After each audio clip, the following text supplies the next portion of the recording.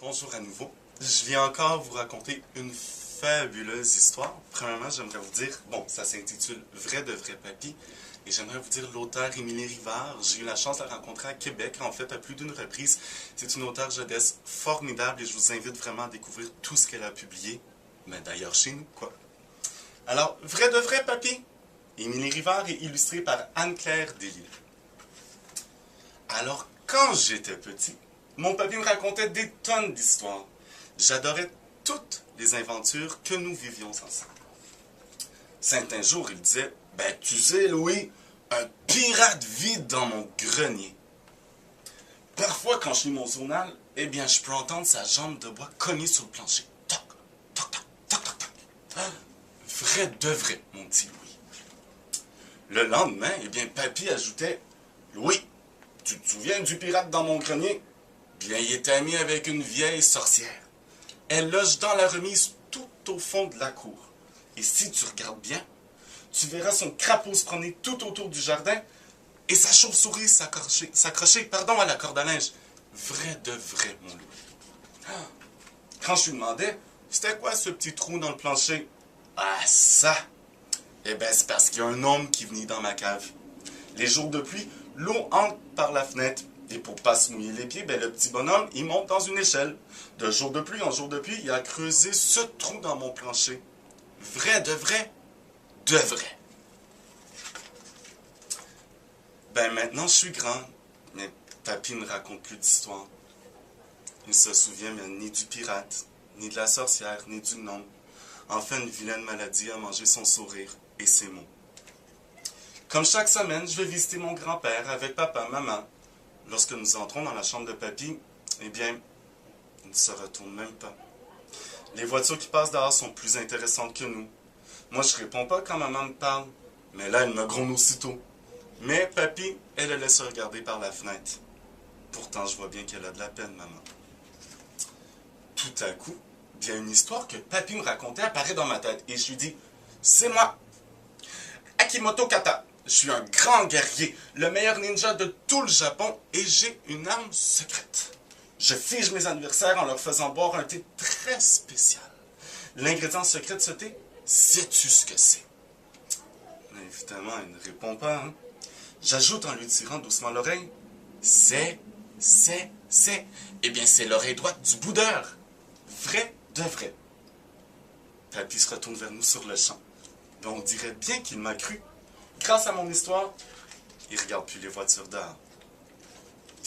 Bien, la semaine suivante, nous retournons voir mon grand-père. Une gentille dame pose un plateau de nourriture devant lui. Papy, il pique bien sa fourchette dans la boulette de viande et écrase ses pommes de terre. En fait, il joue avec son assiette sans manger une seule bouchée. Avant, papy me racontait toujours la même histoire quand je refusais de manger. Ça pourrait peut-être bien fonctionner. Je lui dis alors, je suis Mababalou Ier, un chasseur connu dans tout l'Afrique. Je ne chasse que les meilleures gazelles du monde, les plus tendres, les plus délicieuses. Cette gazelle, je l'ai chassée pour toi, vrai de vrai. Papy me regarde d'abord avec un air surpris. Il relève un sourcil. Et puis il pique une bouchée de viande du bout de sa fourchette et la plonge dans sa bouche. Petit à petit, il vide son assiette. Durant toute la semaine qui suit, je pense très fort à papy. J'essaie de trouver la meilleure histoire, celle qui tracera un sourire à nouveau sur son visage. Le jour de la visite, je m'approche de papy et je dis « Me voici, Albini, le meilleur magicien du monde.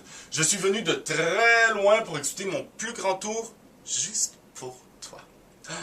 Je vais faire apparaître devant tes yeux quelque chose d'extraordinaire, vrai de vrai. » J'agite les bras, je prononce la formule magique.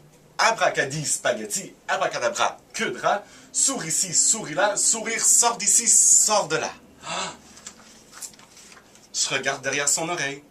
Je trouve pas ce que je cherche. Je revis dans le sac à main de maman, toujours rien, et je fouille dans ma poche. Alors la victoire. Je montre à papy le bonhomme joyeux dessiné dans ma main, je lui dis, le voici ton sourire, et je le rends maintenant. Je pose ma paume sur sa joue qui pique. Au même moment, le visage de papy devient tout joyeux.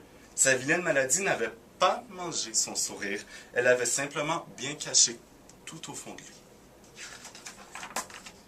Quelques jours plus tard, j'entre le premier dans la chambre de papy, et j'ai si hâte de le faire sourire à nouveau. Il ouvre lentement la bouche et dit « Mais qui es-tu, toi? » Maman répond « Mais c'est Louis, ton petit-fils. » Il fronce ses énormes sourcils. « Je connais pas de Louis, ajoute-t-il. Je suis heureux que papy parle enfin, mais ne me reconnaît pas. Cela me fait beaucoup de peine. Mais alors là, j'ai encore une idée. Mais c'est parce que mon vrai nom est Claudio Esperanzo, le lutin joueur de tours. Je me suis déguisé pour que tu ne me reconnaisses pas. Et alors là, il éclate de rire.